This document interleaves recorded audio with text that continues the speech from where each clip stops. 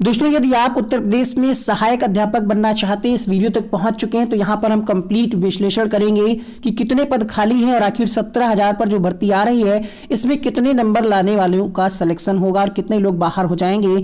तो यहां पर आप देख पा रहे होंगे संसद का जो निम्न सदन होता है लोकसभा, इसमें एक जानकारी मांगी गई थी श्री धर्मवीर सिंह जी के द्वारा, जिसमें ये डेटा दिया गया था 19/9/2020 को। इसमें ये सभी जो राज्य हैं और केंद्र शासित प्रदेश है उनका डेटा दिया गया है कि कितने पद खाली हैं। तो यहां पर जब आप उत्तर प्रदेश की तरफ देखेंगे तो यहां पर स्वीकृत पद की बात करें तो 7,52,839 और 2,17,481 पद खाली हैं। और ये डेटा कोई पुराना नहीं है और ऐसा भी नहीं कि ये रिपोर्ट गलत है, क्योंकि ये तो लोकसभा की रिपोर्ट है। स्टेटस आप देख पा रहे होंगे यहाँ पर 2020-21 की रिपोर्ट है। फिर सरकार भर्ती क्यों इतनी कम संख्या में ला रही है? सिंपल सी बात है, यहाँ पर कुछ बातें आपको खराब भी लगेंगी। देखिए, सरकार के पास उसको लगता है कि बिना हम भर्ती लाए ही हम पूर्ण बहुमत से सरकार बना रहे हैं उत्तर प्रदेश में, तो कुछ सीटें वो अगले 5 साल के लिए रोक रही है ताकि अगले पंचवर्षीय में भर्ती कर पाए। सरकार की तरफ से लगातार ये दावे किए जा रहे हैं कि उन्होंने बहुत बड़ी भर्ती की, 1 लाख समथिंग पदों की भर्ती की। हालांकि ये अभ्यर्थी जानते हैं कि वो पद जो है शिक्षा मित्रों के पद थे, जिनका समायोजन सुप्रीम कोर्ट ने रद्द किया था, वही भर्ती की जा रही है, कोई नई भर्ती नहीं है। लेकिन सरकार इस बात को छिपा रही है और वो ये कह रही है कि हमने नई भर्ती की है। खैर, अब हम बात करते हैं यहाँ पर सरकार के द्वारा जब ये मामला सुप्रीम कोर्ट में गया था 69,000 को लेकर के, इसके अलावा तो यहाँ पर 51,112 पदों की बात इन्होंने स्वीकार की थी जो अभी इसके पास खाली हैं। और इसके बाद लगभग 1 साल का समय बीत चुका है और सरकार ने खुद भी ये दावा किया कि लगभग 54 लाख पद नहीं, 54,000 नए स्टूडेंट्स का एडमिशन हुआ सरकारी स्कूलों में। इस प्रकार का कुछ दावा किया गया है कि उत्तर प्रदेश में सरकारी स्कूलों की जो स्थिति सुधरी है, बहुत सारे नए नामांकन हुए हैं। तो नए नामांकन को अगर हम जोड़ लें और रिटायर हुए शिक्षकों को जोड़ लें तो संख्या ये लगभग 1 लाख के ऊपर आराम से हो जाएगी। नॉर्मली अगर हम 51,000 में जोड़ें और अगर हम 22,000 सीटें वो जोड़ लें जो आपकी 68,500 शिक्षक भर्ती में रह गई थी, तो 70-72,000 ऐसे ही हो गए पद। और रिटायर वाले तो लगभग 1 लाख पद जो हैं अभी भी रिक्त हैं, जिस पे सरकार भर्ती कर सकती है। लेकिन ये फैसला शिक्षा मंत्री नहीं ले सकते, ये फैसला आपके मुख्यमंत्री योगी आदित्यनाथ जी को लेना था, जो कि अभी भी इस पर विचार नहीं कर पाए हैं। और आचार संहिता लगने में अब कुछ ही दिन बाकी हैं। हो सकता है जब आप वीडियो देख रहे हो आचार संहिता लग चुकी हो। 70,000 शिक्षक भर्ती का परीक्षा फल जब जारी हुआ था तो यहां पर आप देख सकते हैं कि कितने अभ्यर्थी किस कैटेगरी से कहां पास हुए थे। तो आप यहां पर एक चीज आपको दिखाना चाह रहे हैं यहां पर हम कि डीएलएड में इतने बच्चे पास हुए, शिक्षा मित्रों में 8,000 पद, बीएड में और अदर में इतने। अब यहां पर ये दिखाने का मकसद क्या है ये भी हम आपको आगे वीडियो में समझाने वाले हैं। थोड़ा सा वीडियो बड़ा होगा, अगर आप पूरा विश्लेषण देखना चाहते हैं तो इस वीडियो को देखिएगा, आपको समझ में सारी चीजें आ जाएंगी। चैनल पे पहली बार आए हैं, सब्सक्राइब करके बेल आइकन को भी ऑन कर लीजिएगा। देखिए, ये बात तो तय है, ये कोई अंतिम भर्ती नहीं है। ये जो है शिक्षा मित्रों के जो पद हैं उन्हीं को भी कंप्लीट करने की बात शिक्षा मंत्री के द्वारा की गई है। इसका मतलब ये बिल्कुल भी नहीं कि 51,112 पद जो सरकार ने स्वीकार किए वो नहीं आएगी भर्ती आएगी, लेकिन इनका तरीका थोड़ा सा अलग है। अब ये 17,000 निकाल करके क्या करेंगे, 20 लाख लोगों से फॉर्म भराएंगे, बहुत सारा पैसा इकट्ठा हो जाएगा, इतना पैसा कि हम लोग गिन भी नहीं सकते, काउंट भी नहीं कर सकते, इतना पैसा इन लोगों के पास इकट्ठा हो जाएगा। तो ये एक तरीके का बिजनेस प्लान है इनका कि 17,000 का भी नोटिफिकेशन जारी करा करके 20 लाख लोगों से फॉर्म भरवा लेंगे और चयन हो जाएगा। अब यहां पर हम बात करेंगे 17,000 में से भी 800 पद और घोटाले में चले गए हैं, ठीक है। यानी जो लिस्ट जारी की गई, पहले ये 6,000 की बात की थी इन्होंने कि 6,000 पदों पर लिस्ट जारी की जाएगी आरक्षण को लेकर के। जो लोग धरना प्रदर्शन कर रहे थे उसको इन्होंने, शिक्षा मंत्री जी ने सिर्फ एक शब्द में कह दिया कि ये विसंगति है, विसंगति की वजह से वैसा हुआ। देखिए, ऐसी कोई भर्ती इससे पहले हमें तो नहीं लगता हुई होगी जिसमें पद कहे गए 69,000 और उसमें भर्ती हो रही हो 75,000 की, मतलब पद बाद में जोड़ दिए गए। ऐसी क्या जरूरत पड़ गई कि पद आपको बाद में जोड़ना पड़ा? इसका मतलब है कहीं ना कहीं घोटाला हुआ है। अब अगर सरकार कोई दूसरी आती तब तो इस पे जांच बैठेगी, अगर यही सरकार रहेगी तो आगे भी ऐसे घोटाले होते रहेंगे और कोई जांच करने का कोई मकसद होगा नहीं। जांच करने के लिए कमेटी भी बना दी जाएगी लेकिन रिपोर्ट नहीं आएगी, क्योंकि सरकार के लोग ही जब इसमें मिले हुए हैं, उन्हीं के लोग इसमें बहुत सारे सेलेक्ट हुए हैं, तो इसमें कोई जांच नहीं होगी। ठीक है, अब हम बात करते हैं यहाँ पर 17,000 पदों में जो बीएड और बीटीसी के कैंडिडेट हैं, उसमें अगर एनआईओएस को भी मौका मिल जाता है तो कितनी सीटें आपके लिए बचेंगी। हालांकि कुछ लोगों को ये बात खराब भी लगेगी और कुछ लोग जो समझदार हैं वो समझेंगे कि इस वीडियो का मकसद किसी भी अभ्यर्थी को ठेस पहुंचाना नहीं है। अगर हम बात करें शिक्षा मित्रों की पदों की तो यहाँ पर इनको 2.5 अंक का लगभग भारांक मिलता है और 10 साल अगर इन्होंने सेवा दी है बेसिक विभाग में तो 25 अंक इनके पक्के हो जाते हैं। ये अगर हम बात करें इनके एकेडमिक की तो 50% इन्होंने अगर हाई स्कूल में प्राप्त किया, 50% इंटर में प्राप्त किया और 50% ही ग्रेजुएशन में, तो 5 गुणांक हमने ये जोड़ लिया, 5 ये जोड़ लिया, 5 ये सिलेक्शन प्रोसेस है। तो ये 22 अंक इनके बन रहे हैं एकेडमिक के। सुपर टेट में अगर ये 97 अंक ला करके पास हो रहे हैं तो लगभग 38 गुणांक इनका ये बन रहा है। टोटल इनकी जो कट ऑफ जा रही है वो 85 जा रही है। ये आंकड़ा आपके लिए जानना जरूरी है और ये वाकई में अगर देखा जाए तो शिक्षा मित्रों के ही पद हैं, उनका हक है पूरी तरीके से। बट यहाँ पर डीएलएड और बीएड अभ्यर्थियों के लिए लगभग 8 से 10,000 सीटें कम पड़ जाएंगी। कैसे कम पड़ेंगी?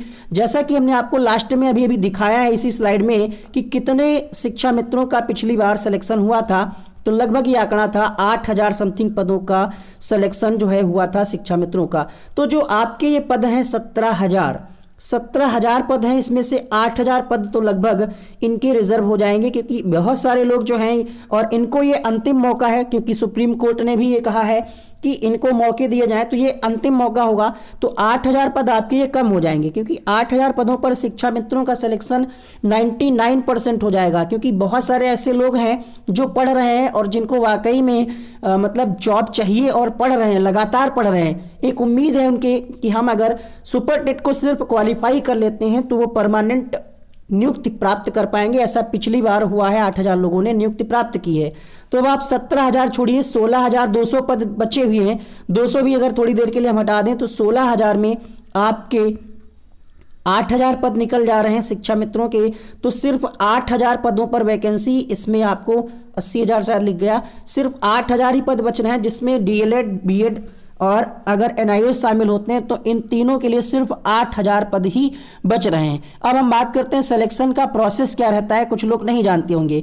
तो ये सिलेक्शन का प्रोसेस रहता है, ये पिछली भर्ती में इसी आधार पर सिलेक्शन का प्रोसेस हुआ था। यानी आपके हाई स्कूल के जो नंबर हैं उसमें प्रतिशत का, ठीक है, 10 आप इसका गुणांक निकालेंगे, फिर इसी तरीके से इंटर का, इसी तरीके से ग्रेजुएशन का, इसी तरीके से डीएलएड या बीएड जो आपने कर रखा है, इसके बाद जो भर्ती परीक्षा है उसका यहाँ पर 60% है। ठीक है, तो जैसे किसी के नंबर आते हैं 120, तो 120 का 60% ही जोड़ा जाएगा। जब आप इसका निकालेंगे 120 का 60% तो ये 48 आएगा।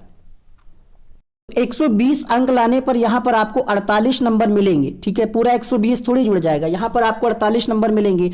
और आपको ये जो 10 का गुणांक, जैसे किसी के हाई स्कूल में 50% हैं तो 50 का यहां पर 5 गुणांक जोड़ा जाएगा। अगर किसी के 52% हैं तो 5.2 जुड़ेगा, किसी के 58 है तो 5.8 जुड़ेगा, है ना। इससे आप निकाल लीजिएगा अपना अपना कितना है। इस पर एक अलग से वीडियो हमने बनाया, उसको भी आप देख सकते हैं। तो इस तरीके से आपका सिलेक्शन होना है। अगर हम बात करें पिछली भर्ती की कट ऑफ की, तो ये कट ऑफ कैसे बनता है, टोटल हमने आपको बताया हाई स्कूल, इंटर, एकेडमिक जोड़ करके और प्लस सुपर टेट के जो नंबर है उसका 60% जोड़ करके ये फाइनल कट ऑफ बनता है। तो पिछली बार की अगर हम बात करें तब पद थे 69,000 और फॉर्म भी लगभग बहुत ज़्यादा नहीं पड़े थे जितने इस बार पड़ेंगे।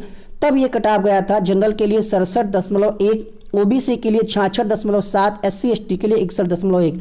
अब जो आपके पास पद बच रहे हैं देखा जाए तो टोटल तो 16,200 पद हैं, उसमें अगर हम 8,000 पद वो निकाल दें तो 8,000 ही पद बच रहे हैं, जिसमें संभावित ये है कि अब जो कट ऑफ जाएगी वो 73 प्लस जाएगी, 71 प्लस जाएगी, 70 प्लस, ये कैटेगरी वाइज हमने संभावित निकाला है। ठीक है, बाकी पेपर पे डिपेंड करेगा कि पेपर कैसा आ रहा है और कितनी धांधली हो रही, क्या क्या चीज़ें चल रही हैं। पर्दे के पीछे, उस पर डिपेंड करेगा कि कट ऑफ कैसे तय होता है। और अगर ये कोई नई प्रक्रिया ना ला दें कि इस बार टेट का 1/4 जुड़ेगा या एकेडमिक हटेगी, इसकी कोई कंफर्मेशन नहीं है। पिछली भर्ती के आधार पे ये कट ऑफ अब जा सकता है। यानी जनरल कैटेगरी में आप 73 आपको गुणांक मेंटेन करना होगा।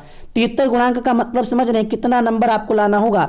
अगर आपका एकेडमिक गुणांक 20 है तो आपको 130 प्लस लाने पड़ेंगे 150 में से। अब अपने हिसाब से निकाल लीजिएगा कि आपका एकेडमिक कितना है। अगर 21 है तो 127 प्लस 22 है तो 125 प्लस 23 है तो 122 प्लस, ये अनुमानित है, इसमें एक आध नंबर का हो सकता है आगे पीछे, तो ये अनुमानित है। इससे कम का आप टारगेट लेकर के बिल्कुल भी मत चलिएगा। यानी अगर आपका 24 है गुणांक तो यहाँ पर आपको 120 प्लस लाने होंगे, और 25 है तो 117 प्लस, 26 है तो 115 प्लस।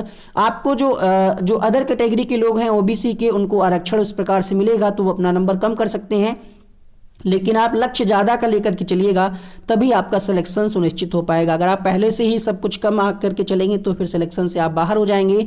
जिसका 30 गुणांक बन रहा है उनका भी 105 प्लस चाहिए, जिनका 31, 102, इस तरीके से हमने एक अनुमान निकाला है। तो यहाँ पर आपके डाउट क्लियर होंगे कि अभ्यर्थी 97,000 भर्ती की मांग क्यों कर रहे हैं। क्योंकि भैया कितना भी आप पढ़ लो, 130 प्लस लाना पढ़ाई करके हालांकि नामुमकिन नहीं है लेकिन आसान भी नहीं है, क्योंकि 14 विषयों की अगर बात करें उसमें करंट अफेयर्स, मैथ सब कुछ आ जाता है। तो ये एक कठिन दौर है।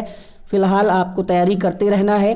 और अगर आपको एकेडमिक मेरिट निकालने का तरीका पूरा जानना है तो हम इसके पहले भी वीडियोस में बना करके बता चुके हैं कैसे क्या निकालना है। ये प्रोसेस है। परीक्षा में जितने अंक मिलते हैं उसका गुणा करके आप 100 से भाग करेंगे। यानी आपका, जैसे हमने आपको अभी भी बताया, जैसे अगर किसी के 70% है तो 70 का यहाँ पर 7 गुणांक सीधे सीधे जुड़ जाएगा। किसी के 73% है तो 7.3। इसी तरीके से यहाँ तक आप इतना निकाल लीजिए। फिर भर्ती परीक्षा में आप अनुमान लगाइए कि आपको कितने अंक लाने हैं। 120 जैसे हमने आपको एग्जाम्पल दे करके बताया तो 120 गुणे 60। अब आप सोच रहे होंगे 150 कहाँ से आया, तो 150 ये जो है ये टोटल क्वेश्चन होते हैं, मतलब 150 नंबर का कह सकते हैं पूर्णांक होता है। तो ये आपका 48 यहाँ से बन रहा है। 48 कब बन रहा है, जब आपके 120 नंबर आपके आ रहे हैं। और मान लिया आपका एकेडमिक कितना है, मान लेते हैं कि आपका एकेडमिक, क्योंकि बहुत सारे अभ्यर्थी ऐसे हैं जिन्होंने हाई स्कूल इंटर जो है वो 2010 से पहले किया होगा या 2010 के आसपास किया होगा 11-12 में, तो उनका एकेडमिक 24 या 25 होगा। जोड़िए आपका कितना बन रहा है, 8 4 12, 4 2 6 और 1 7, 72 बन रहा है। अगर आप जनरल कैटेगरी से हैं तो यहाँ पर अगर हम देखें तो आप बाहर हो जाएंगे, क्योंकि 73 प्लस कट ऑफ जा रहा है। 120 नंबर लाने के बाद भी आप सुरक्षित नहीं हैं कम पदों की वजह से। इसी तरीके से अगर आप अदर कैटेगरी में हैं तब भी यही स्थिति बन सकती है। अब यहाँ पर कितना आप पढ़ेंगे कि 130 मतलब 150 में आप 140 नंबर ले आएंगे, ये तो एक नामुमकिन सी बात हो जाएगी कि पढ़ कर के अगर आप 150 में 140 ले आते हैं सुपर टेट जैसे एग्जाम में, अगर आप ले भी आएंगे तब भी लोग क्या कहेंगे कि लगता है इनका जुगाड़ लग गया है। तो बताइएगा आपके क्या विचार हैं। हमने आपके सामने पूरा विश्लेषण प्रस्तुत किया है, और कुछ अगर कमी रह गई हो इसमें, कुछ आपका डाउट रह गया हो तो आप बताइएगा। बाकी आप चेक कर लीजिए आपका यहाँ पर कितना गुणांक बन रहा है। संभावित कट ऑफ यही है कि ओवरऑल आपको यहाँ पे ये अपना मेंटेन करना है। एकेडमिक में तो आप कुछ घटा बढ़ा नहीं सकते, हाई स्कूल इंटर में आप नंबर नहीं बढ़ा सकते, सुपर टेट में आपको ज़्यादा मेहनत करने की आवश्यकता है। तो मिलते हैं अगले वीडियो में। Thank you so much. Video पसंद आया हो तो लाइक कर दीजिएगा।